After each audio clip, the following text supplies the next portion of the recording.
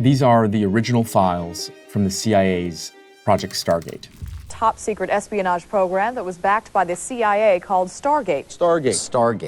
Stargate is a military intelligence operation that lasted over 2 decades, and it wanted to use remote viewing. So you're sitting in a room and you try to use psychic abilities to gain military intelligence. This is the program that lasted throughout the Cold War and immediately after. And I know what you're thinking. This is complete voodoo nonsense. This entire thing, including this video, is a Psy-Op. That's what I kind of suspected until I went through these archives, until I actually looked into this project. Because there are, again, these are the original documents. There are original hits, which I'm going to take you through, that are incredible. We're going to look at some of these documents together before I take you to discuss what all this means philosophically with the founder of these archives. He's a philosopher, he's a scholar of religion, and we're going to discuss what kind of theory about the world, about ontology, about metaphysics is able to make sense of a world where remote viewing is possible. So Stargate ran all the way from the 70s. It was terminated in 95, and then it was declassified in 95. So it's not like I was able to infiltrate the CIA headquarters and get these material. These are all publicly available. I'm sitting at Rice University right now. These are housed in what is called the Archives of the Impossible. They're available upon public request. Anyone can come and just see them. So this is how one of these remote viewing sessions worked. Okay, as a leader of one of these sessions, you sit down with the remote viewer that was selected through the US Army, and you start with one of these worksheets. And here's what you do. You provide an anonymized reference number to the target, which could be a military base, a location, and your remote viewer tries to psychically tap into the target and sketches out and records all kinds of sensory input he or she receives before analyzing it later, which I know sounds really crazy, but wait till you see the results. I know you're dying to see some of the actual hits, some of the best examples of remote viewing, and that is found in Box 12, Folder 3. The most awesome, terrifying, inexplicable examples coming out of these 20 years. Here's an example. This is the drawing, and this is what it was matched against, okay? Here's another example. This is the drawing, okay, that these remote viewers did. And this is the target. And again, this might not seem that crazy when you just look at it like this, but think about what's happening. The person is sitting in a dark room, kind of like this. They're being given no description whatsoever. And think about all the different kinds of terrain and infrastructure that could be on it. And they draw this. Okay, here's another crazy one. The Stanford Shopping Center. This is like almost like a one-to-one match, right? But not all of these are just about physical locations. There was obviously a lot of attempted military usage of this technology as well. And here's a good example, right? Here is a nuclear material test site. And you're going to hear why remote viewing later on when we talk to the founder of the archives, why remote viewing has been so successful, especially at getting intel related to nuclear intelligence and the different kind of materialist, idealist theories that have to relate to that. And remote viewing isn't always only draw me the picture of what a person would see if the person were in that place. Sometimes maps were given as well, like this tunnel system you see right here. So this is the match, this is the target, and this is the tunnel system that the remote viewer created that was later verified. A lot of the most inexplicable cases of remote viewing, not that any of this is easily explicable, has to do with things that are hidden, such that a person who was there wouldn't be able to see it. Some of these are hidden in trucks, like you see here. Others are hidden under structures, like the famous submarine example. This is another example that kind of blew my mind when I was going through these archives. Again, think about the sheer amount of different kinds of terrain and infrastructure, and yet the match here is impossibly close. And here's another good example that shows an important element of remote viewing, which is the temporality. Because here you have a specific moment where a rocket engine test was being performed, and there was a white cloud. In the remote viewing drawing, there's also a white dust cloud, right? But the remote viewing temporality is not always simultaneous. Sometimes remote viewers are able to see what a site looked like decades before, and sometimes even in the future, which you'll hear the founder of the archives talk about later in the interview. So why would the United States bother with this, right? This seems like a complete waste of taxpayer money. Over 20 million was sunken into this. It was because of the Cold War. And what's interesting is that during war, everyone's a pragmatist. No one worries about whether something is going to make you sound silly. People care about what works.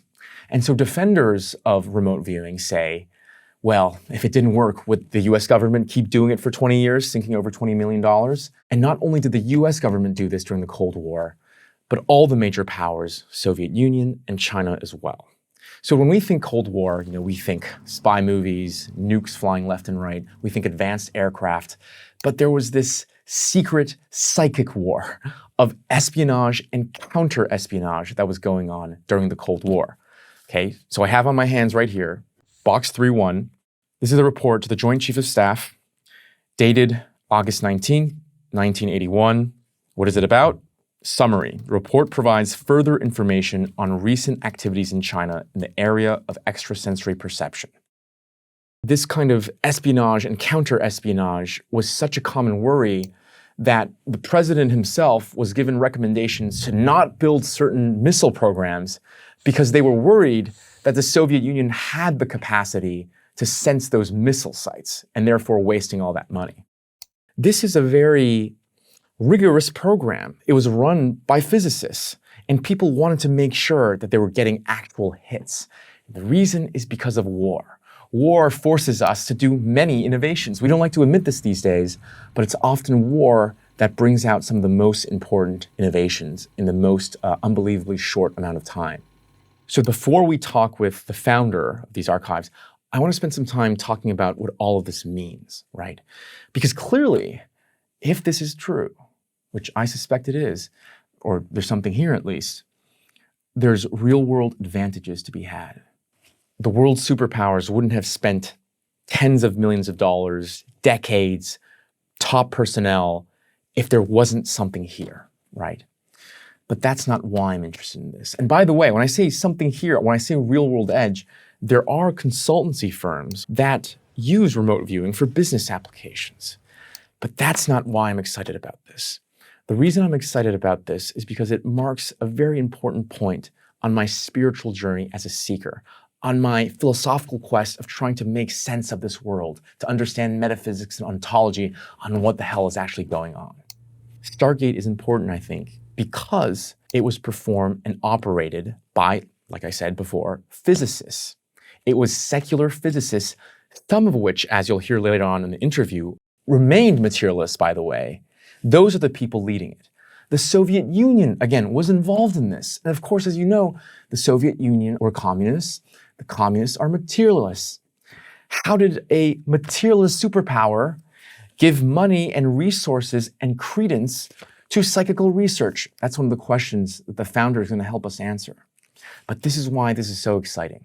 I think when we want to critique a worldview, we must engage in immanent critique. Immanent critique is taking their assumptions on board and then finding internal contradictions. Okay, so here's an example of what not to do.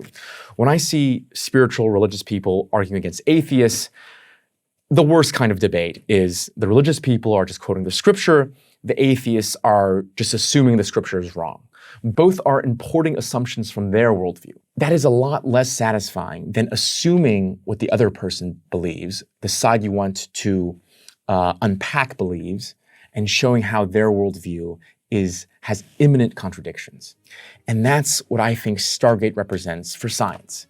It was conducted by empirical methods, again, secular scientists. These are things that were funded by secular governmental authorities. And so I think it has a lot more weight, for me at least, than testimonies, for example, from psychics, right? And so without further ado, let's go talk with the founder, who's, again, a great scholar of philosophy and religion, about what all of this means. What are the predecessor movements to Stargate? Because obviously this didn't just pop out of nowhere.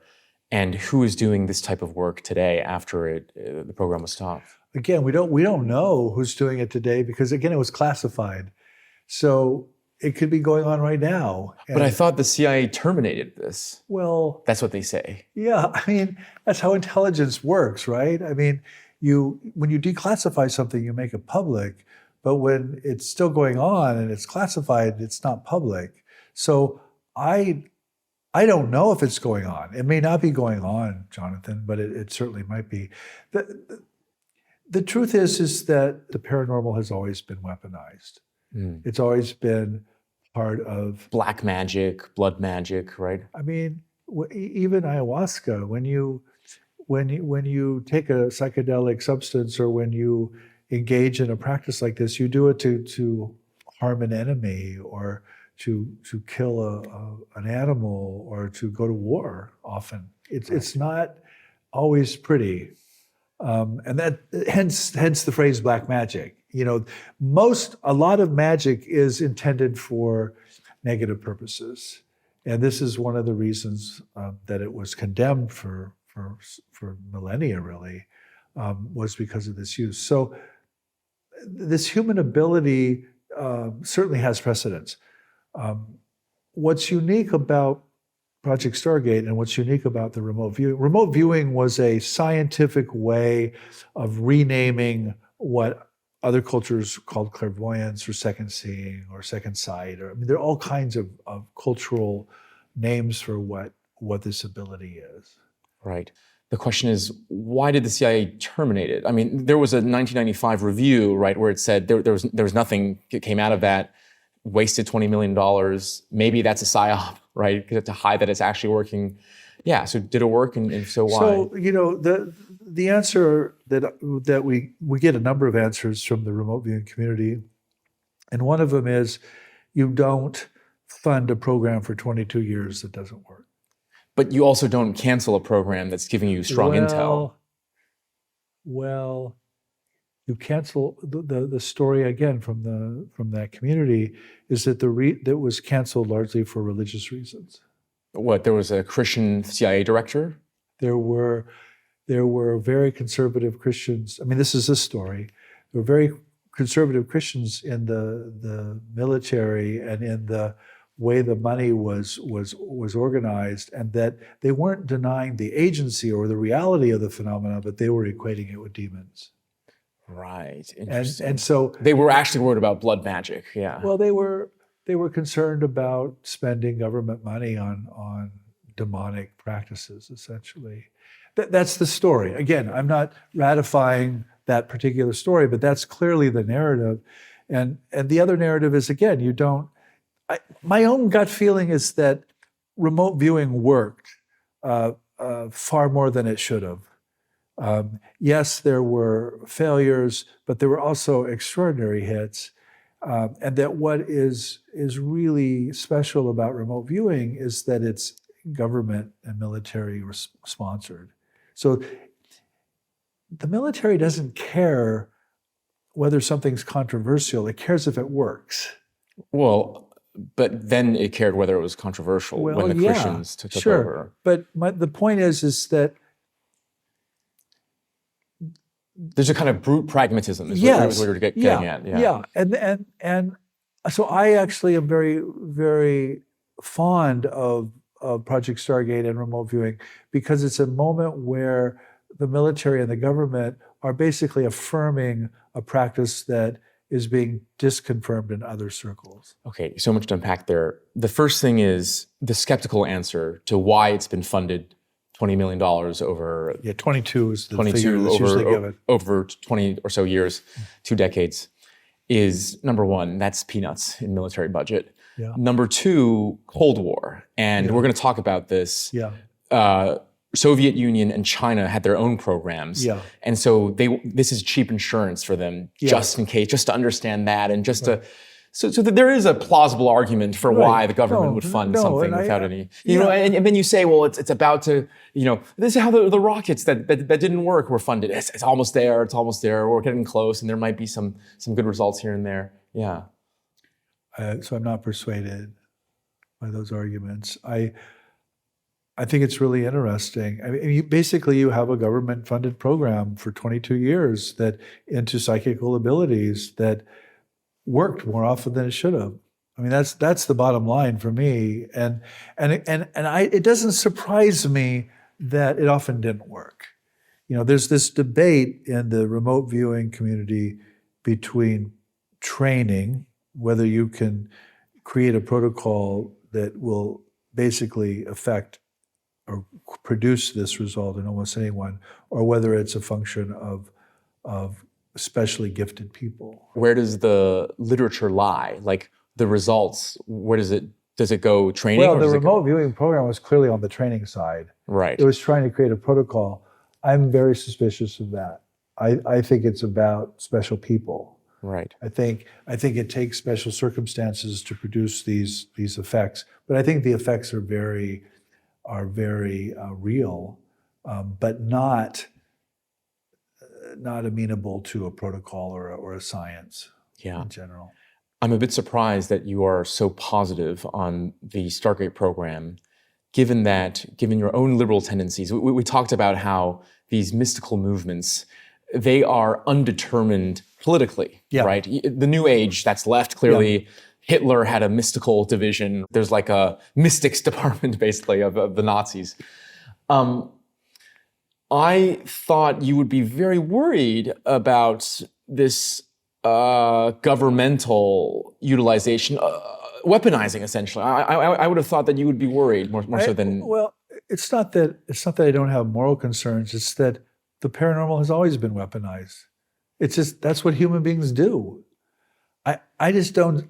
And what's unique about the Stargate materials is it's the government, it's physicists, it's... Right, atheist, secular people. Right? Yeah, it's like, that to me is fascinating. So I guess I approach it more as a historian and am really interested in... I personally think, as you know, I think basically the government and the skeptical community basically gaslights people around the paranormal. Right. I think we're just being lied to. This is the same with UFOs I just think it's just we're being lied to. And they hold up fraud which really exists, as the sort of an explanation for everything. It's just not. It's just not. It's not true. Right. And so your reading would be something like, this is probably continuing in some sense. They're letting out certain parts of the data. They're saying, hey, guys, this actually didn't work. Yeah, we're being gaslit. That's what security clearances are about. It's about hiding something.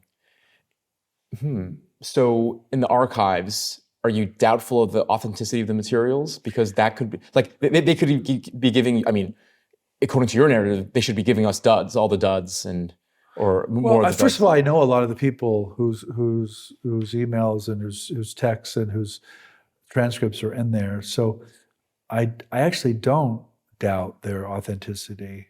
But I don't speak for the government or speak for the military or their intelligence community. So I have no idea what's going on, or, that's where I just draw the line. I mean, researchers work in archives. They know what's in the archives, but they don't know what's not in the archive. Right, I see. Other than remote viewing, Stargate had two mandates, right? It was remote viewing and it was also psychokinesis. Yeah. So remote viewing is sensing and psychokinesis is influencing. Mm-hmm. Psychokinesis did not work within Stargate. Right. They couldn't create a protocol or a scientific study of psychokinesis. Again, it doesn't mean doesn't happen. It just means that there was no science around it. Does psychokinesis happen in the wild? I think so. What has been one of the most compelling cases that you've come across? She's called the Gold Leaf Lady. She exuded gold leaf from her face and her arms. And it turns out it's fake gold. It's not real gold. We actually have the actual gold in the archives. I mean, the actual fake gold. It's from a... Wait, sorry. So as whiskers? It comes out as whiskers? Just emanated from her face and her arms. Stephen Browdy, who's an analytic philosopher, by the way, he wrote about it in a book called The Gold Leaf Lady and Other Parapsychological Investigations.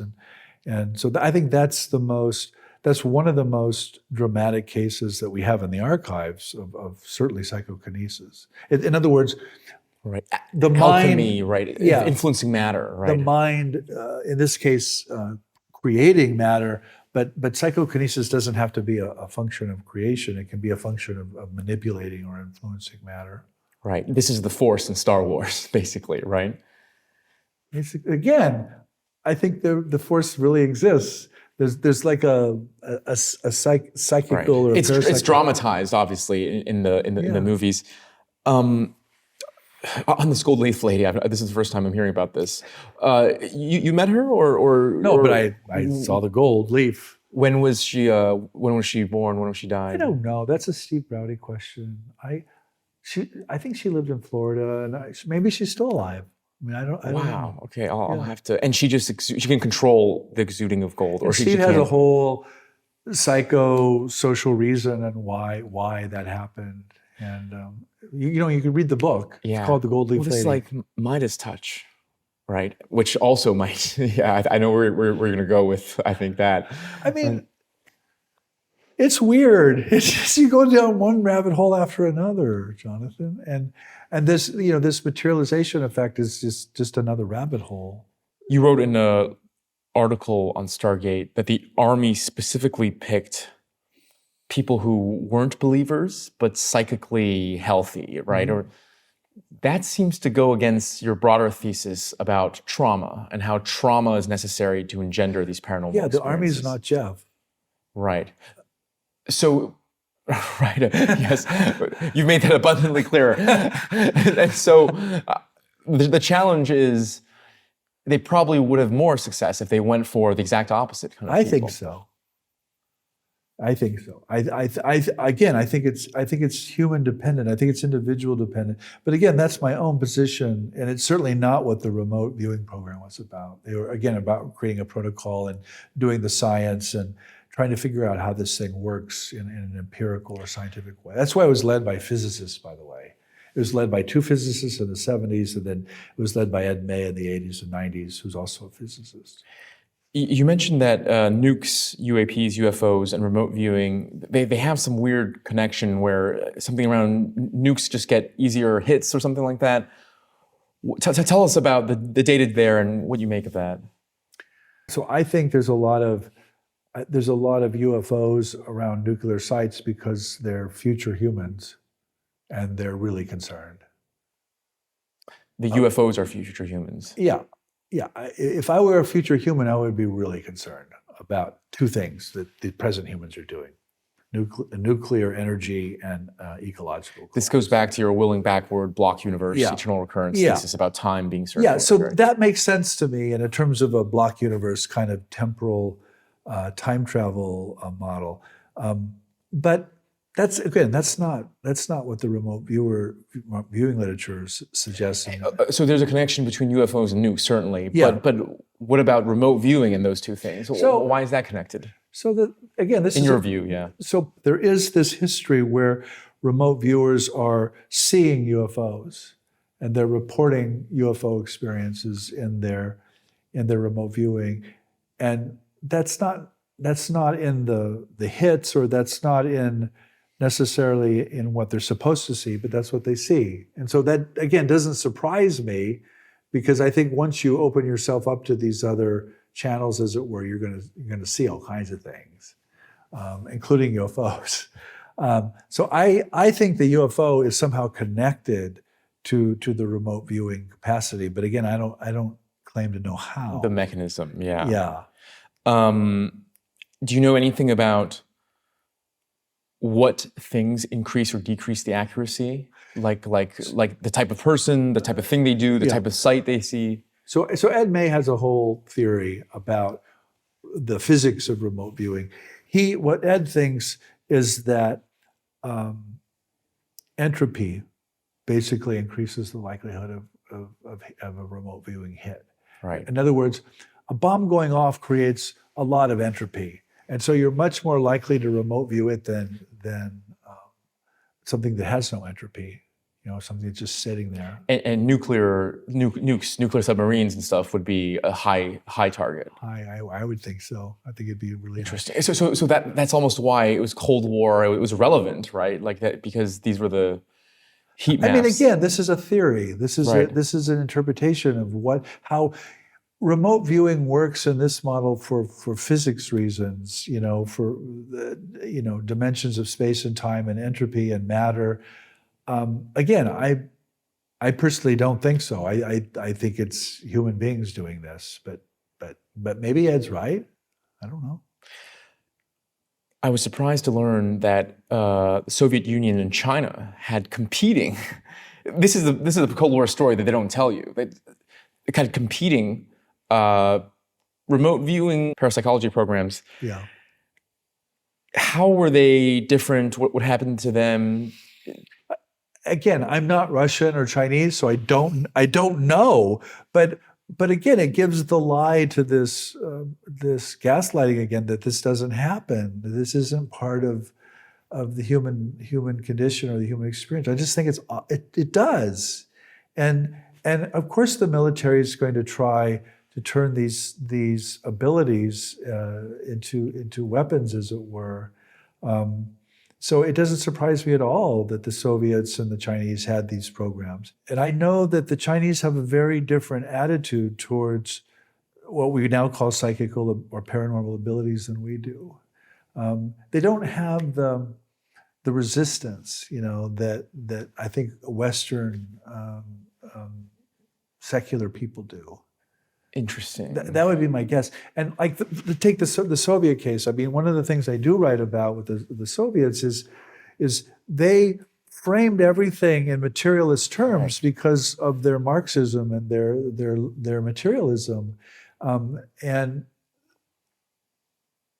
So how would they explain remote viewing? Well, for I mean, Ed May, by the way, is a materialist too, and he's going to come up with a physics explanation for why it happens, and it involves entropy. So they're going to materialize. Entropy sends some kind of signal to humans that can get picked up. And I mean, even something like psychoanalysis was prohibited in the Soviet Union because the unconscious wasn't something you could would appear on a screen, as it were, or in a scientific experiment. I mean, you know May, right? Yeah. I'm sure you've teased him quite a bit. Well, And Ed teases me, by the way. Ed teases me relentlessly about him being a materialist and me not being one. Yeah, I mean, it's such a weird position to be, to believe in remote view. And still, is that the common position within remote viewers, that they're materialists, or? I don't know if there is a common position, but Ed's position is really double, if I could speak for Ed. One is that Psy is absolutely real, and the other is that it has a materialist explanation. So he is adamant that remote viewers were successful in remote viewing, and he is adamant that it has some kind of physics explanation. And I honor both of those. I think those are really interesting.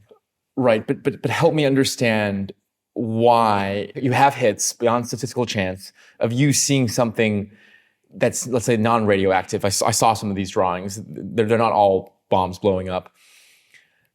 What is the materialist explanation exactly? And why would you prefer that, is my question. Yeah. Well, you would prefer that because you were materialist. But that's what I'm trying to say. Like your reading of May, why is he a materialist? Like, of course you can make it coherent, right? You can make anything coherent. I think he would say something like, remote viewing is somehow a function of the way space and time and matter and energy are constructed. And we don't understand that yet. We don't have a model for that yet, but we know that these things actually happen. So there must be a model to explain why these things happen. Or let me put it this way. When you say materialist, that Ed is a materialist, or let's just more broadly, materialism, what does that mean for you? One is physicalism, everything can be described by laws. Yeah, what are you rebelling? That's what I mean by it. I see. Yeah, that there's a mathematical or physical explanation for everything that happens. And, right. And remote viewing does happen, but it has a physicalist or a material explanation. Right. Whereas you want to gravitate more towards the consciousness, the will, the textual, the hermeneutic explanation. I mean, that model has a problem too. I'm not necessarily proposing non-local consciousness is another way that this is talked about a lot. I just want us to talk about it. I think Yeah. Ed has as much to say as Russell Targ on the non-local consciousness. I want to entertain all of those models and ideas because I just don't think we know, and I think that conversation is crucial. And I think the remote viewing situation is really crucial again because It's government. It's governmental, it's government, right? and you have this conversation going on. It's not tangential at all. They really do want to know what the world has to look like to produce these kinds of capacities. Even within the non-materialist theories of why this happens, there's a clairvoyant one and a precognitive one, right? Yeah. So can you explain that to the audience? So this is Eric Wargo. The precognitive model is basically that the reason you get hits, the reason someone sees a submarine base, say in the Soviet Union, and draws it, and it turns out it's very accurate and it's spot on, is because that remote viewer is later shown the target. And what's actually happening is the remote viewer is precognizing being shown the target at a future date and is drawing the target. Okay, well, there seems to be a very simple experiment one can run, which is you do remote viewing, you never show them targets, see if anyone gets anything right. Did they do that? So people would say yes, who do not have a precognitive model of remote viewing, that precognition does actually not explain all of the hits. Because there are examples where I just said. Yeah. But again, So I don't have those. I mean, I couldn't tell you what those were. So precognition's off the table then, if that's true, right? If that's true, I like Eric's model. I mean, that's a really good explanation of why remote viewing worked, is because these people were shown, and my own research with experiencers is that they were virtually always shown what they saw in the precognitive dream.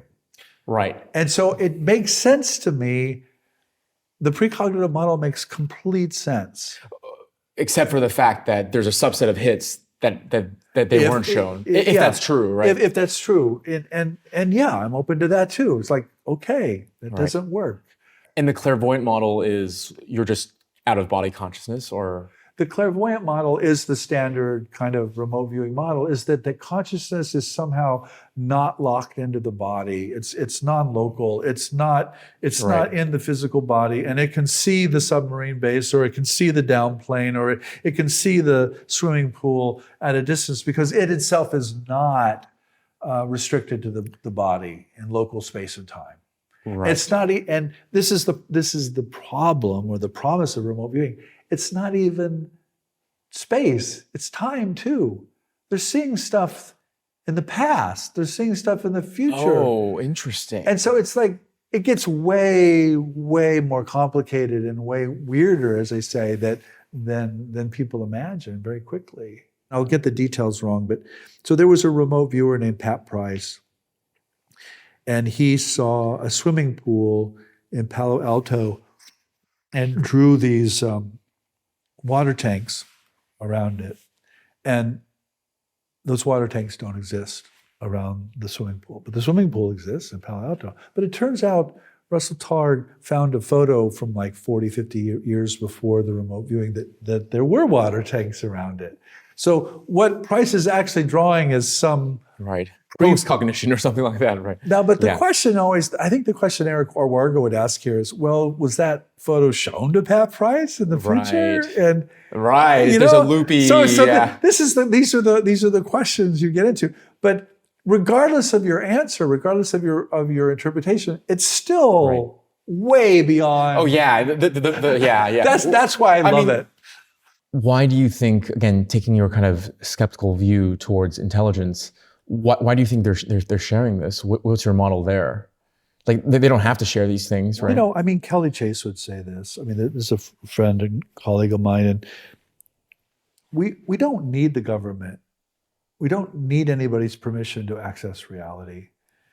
People know that UFOs are real because they experience them, and they know clairvoyance is real. They know precognition is real. I mean, we have these experiences, and yes, there may or may not be these government programs that are classified, but we don't need them. And so I don't get involved in the government programs. I don't seek them out in any way because I have so many experiencers from the public, and it's just like, wow. I think Kelly's right. She's absolutely right about this. That we have overwhelming evidence that this is so, and we don't need to be told.